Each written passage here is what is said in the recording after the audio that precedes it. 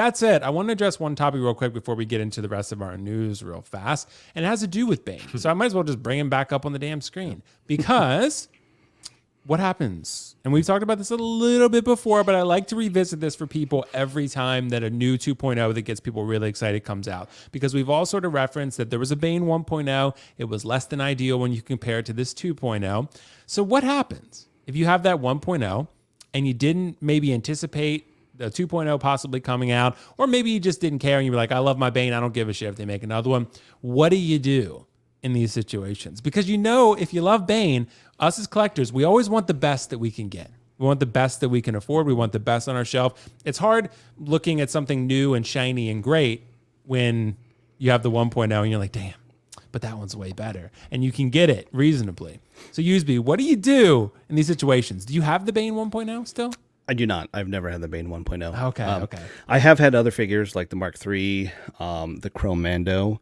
If you want to consider the Ultra Chrome Mando a 2.0, I don't know, however you want to consider that. But I think I understand that these are hot toys, not hot limited edition, the most, numbered. You're never going to make another one again. So I think it's always kind of assumed, if you've ever collected toys, that they're going to do 2.0. I mean, in sneakers, they re-release the same thing over and over again. And toys, they do the same thing with slightly different paint apps or improved materials or stuff as technology improves. So what do you do? I mean, it depends, one, how much you love the character, and two, what your budget is, which, we'll talk about later. But you buy it if you love the character. Like the Iron Man Mark III, the original, they had the plastic one and then they had the diecast one. I have the diecast one, and then compared to the new diecast one that they're just coming out with, here next year or whenever it comes out, is so much better in like every way: scaling, materials, head sculpt, and same thing with this Bane. If you look at the old body on the Bane, I don't know if you have a picture of the 1.0, like it's a whole ass different figure. So, yeah. So if you love the, I mean, I think it's just inevitable. You know what I mean? I think if, you're a limited edition statue collector and they do 2.0, I think that's a different conversation. But for these things, look at that. Yeah, look at that. Look at that guy. I mean, come on, man. I mean, to me, it's the legs that are so egregious, honestly. Yeah, dude. Yeah. So, what do? If you like the character and you like it, you buy it and sell the other one. Yeah, you might, take a wash on the other one. You might not, or who knows? Maybe you want to make a custom out of the other one. But if it's better, it's just better. So I don't have a problem with it. I know some people do, but I don't have a problem with it. So. Yeah, well, I think with the jacket on, it's really not too bad. Like, put the jacket on him, I think you got a pretty good figure. So it could be that. Like I saw someone was saying in the chat, put the jacket on him. And you have two Banes if you really like Bane. But, it's one of those where if you try to sell this thing now, what are you getting? Maybe 150, 200? Like, You won't even get still that. though, I mean, how much was he when he came out back in the day? Maybe $200, something like that. He was 190. Yeah. So, if 195, something like that. If you get to have it for, 6-7 years and get, 75% of your investment back into it, it's not the end of the world for sure. Right. It's one of those, man. And you're right, Kiko, if that, because if the new one's 300, what are you getting for this one? I mean, it's like maybe 200, maybe. Like, I doubt it. So, Kiko, what do you think, man? What happens when the 2.0 comes out? I went ahead and looked at my spreadsheet to see what I paid for Bane, my original Bane. And back in the day, I paid $260 for him. I paid a little over retail because he wasn't readily available, and things like that. So I paid $260 for my Bane. But what happens when a 2.0 is announced? That is the $1 million question, because currently I have quite a few of 1.0s literally sitting on a mantle right now, like stacked on a mantle, not displayed, and like right here at the top of my stairs. And I kept saying, I'm going to sell these. And I never get around to it because I'm like, what am I going to do? Because no one wants these. There's the difference when it's like, when there was if you go back to the Joker and the Joker 2.0, there was enough differences between that to where the 2.0 was a different figure from the Joker 1.0, because there's the bank robber one, I think. No, maybe it wasn't, but there was the one that came with the bombs. I'm sorry, the bombs. And so people still wanted the bombs, and that was fine. And then so that retained its value. But when the 2 is so far superior, you can't sell it. I mean, even my Captain America, the 2012 one, I took like $100 loss on that one because, I mean, no one wants that when you can pay to get a vastly superior figure for just a little bit more. I'm looking at, you know, the Vision that I had. You know, I got the new updated Vision. He's sitting on the shelf too. And so if anybody's listening out there and you want a stealth suit Cap, if you want a Vision, if you want a Bane, I can give you a good deal at retail. So At retail. yeah, just a hair under retail. Well, retail for this is like $195. That ain't bad. Yeah, but in all honesty, by the time you list it, sell it, fees, all that stuff, you have to know that you're going to take a loss. And so you have to say, okay, how do I approach this? Did I buy this originally trying to make money and maintain my value? I think you have to not look at it like that, saying, well, I paid this much for it, and so unless I get what I paid for it, you're not going to. And that's another conversation we can have for another time about, you know, the shifting secondary market and things like that. Someone actually commented on my YouTube channel this yesterday. They're like, hey, if I wanted to get into reselling, how would I do that? I'm like, don't. Do not. It's the wrong something else like, besides 6 scale. Yeah, like that is not smart, because yes, it's important to know how much you paid for something and what it currently is trending for.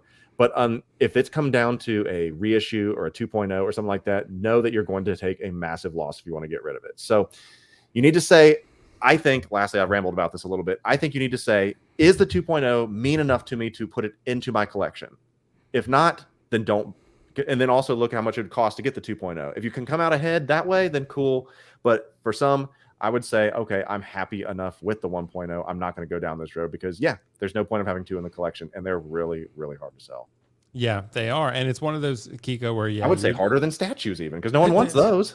Yeah, dude, it's crazy though, Kiko. It really is, because I just, you know, had to sell my Iron Studios Thanos statue, and trust me, like, you know, the economy's in a bad spot right now. People are really not looking to spend a lot of money on things, so it's, you know, especially on collectibles, which are luxury purchases. So it's tough, man. The resale market, yeah, you do not want to be in this game to resell. Trust me on that one. So anytime you have to move on from something, it's just part of it. So nowadays, I feel like if you're going to buy any collectible statue, figure, whatever, you got to be damn sure that you are going to keep that thing for a long period of time. Because if not, and you try to move on from it later, you're waiting at least a couple years to, if not more, for it to retain its value, if not increase in value. So not really going to happen. But as far as 2.0s go, I'm with you guys. It's one of those where, man, I don't know. Like, if you have the 1.0 Bane, I mean, what are you going to do, right? This is why it's a dangerous game sometimes, because with me, what I try to do is try to forecast a little bit, where I'm just kind of like, if I had the 1.0 Bane, I would have tried to load it long before now. Yeah, and that's a hard game to play, though. It can be, but you know, Kiko, they were going to do a 2.0. After they did Catwoman, you're like, they're going to do Bane. Like, yeah, but then there's 2 things to that. And I love what you'd said a minute ago about, hey, I got 6 good years on the shelf with this figure. I'm okay with moving it on to take a loss or whatever. Was the original purchase price worth 6 years of enjoyment? Right. Yeah, absolutely. Now I'm just banking a little bit of money and moving stuff out. I mean, I think that's a great way to look at it. But then you can say, oh, what this means that is the Joker 3.0 imminent now? So is everyone going to start selling their DX11s to try to get out ahead on it thing? As I said, I would. Sure, okay, but that's you. I don't want that hole in my collection. The last thing I want is people to come up and they'll be like, "Oh, sweet, where's the Joker?" And you have to explain, "Oh, I'm just waiting for the better one." "Oh, can I see it?" "Oh, they haven't announced it yet." Well, what do you mean they haven't announced it? You sold something without even having something in hand? Well, it's a long story. Check out the It's a long story. We'll explain it. Well, I mean, it's true, Kiko, but like for me at the end of the day, you know what? I'm going to try to do what's best for my collection of my wilds. If someone comes in and like, where's the Joker? I'm going to be like, well, you're just going to have to deal, because the Joker is on pre-order. He's going to get here when he gets here. And InArt is coming out. That Joker, I mean, I have mine, and a lot of people should be getting there soon, right? So it's a really, really nice figure. And I think, you know, if you end up selling your DX before that InArt got announced, because I'm sure after the InArt got announced, that DX Joker went whoop, all the way to the floor. I don't know, man. It's still doing okay from last time I looked because of the table. You know, people want the interrogation scene, and that's true. The table and the lamp, and you know, I think there's a few other things that you don't necessarily get with the InArt one. So you can kit bash it for the ultimate Joker if you want, and that laughing head sculpt is actually pretty damn good. Yeah, it is. It is. But if you have a 1.0, I think, because with Loki, for example, as I wrap this conversation up, Loki with Endgame Loki, I kept my original for a long period of time. And if I had moved on from it maybe a little bit sooner, I'm sure I would have made more, because I took a little bit of a loss in that one, because before Endgame Loki was announced, the original Avengers Loki was going real high up. Oh, nice use, nice. You got to unbox that thing, man. I know it was unboxed. I boxed it up, but okay, perfect. Okay, what was that? It's the Endgame Loki. Oh, Yeah, of course, the grail to rule all grails. But basically, I would say with that, I took a little bit of a loss, but it was worth it because I upgraded to the figure I really wanted. So, end of the day, that's what I'd say you're probably going to have to do. But I like to forecast. Kiko doesn't, but to each their own. Like, you guys do what you want. So, but I like to play a little bit of that game.